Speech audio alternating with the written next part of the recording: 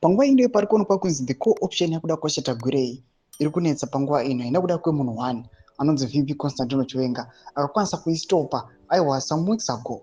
And right now pari kuonekwa kunzi right now vana CHAMISA vaita mapost pasocial media vanhu vese vakamira kuona the next move yoda kuita naVP Constantino Chiwenga. Sati pena mashoko ari kuuya panguva ino zvichinzi this day marked the opposition in the ruling party ZANU-PF. Don't forget subscribe or like on the bell icon. Lini M arukia pana papa yendo yake X uposta picture ya VP Constantino Chiwenga ramuri kuona aiwa vachibva abroad kwakanga vainonosika treatment udanyira chiti the budget was not included for this return.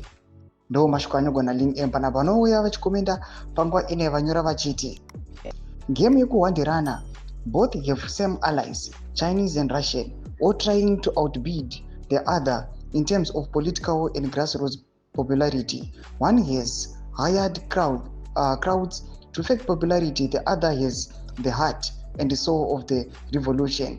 Let game begins. Vanopinda vachiti ndo pakafira tsoro yavo apa. The general didn't just survive, but Mwari vatori nechinangwa. Vafungure mumwe vachiti aiwa kudzoka kwaita general vari mupenyu, Mwari vanga vane chinangwa nenyika yeZimbabwe. Vanopinda vachiti Chiwenga unozongonyanya kumuoverata yo. Vanopinda vachiti general achisaluta. Vanopinda vachiti deficit kuti hailosi chaiyo.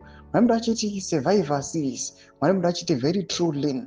Mashoko ari kuda panguva ino people they are faming the return ya VP Constantino Chiwenga vachiona kuti aiwa general kudzoka kwavo vakamisa zvakawanda and right now kuri kuonekwa kunzi ndiye munhu asara, vamwe vakatsakatika, vamwe vakabvuma kutengesa and the likes. And right now VP Constantino Chiwenga ndo vangosara vane voice rimwe chete riri kuonekwa kunzi ari kuramba corruption, riri kuramba zvigananda, ari kuramba kuvheleta constitution yeZimbabwe nebato re ZANU-PF. Kuri kuonekwa kunzi vana CHAMISA right now vari kungoshandisa aiwa mapositions avainawo kuita zvavari kuda.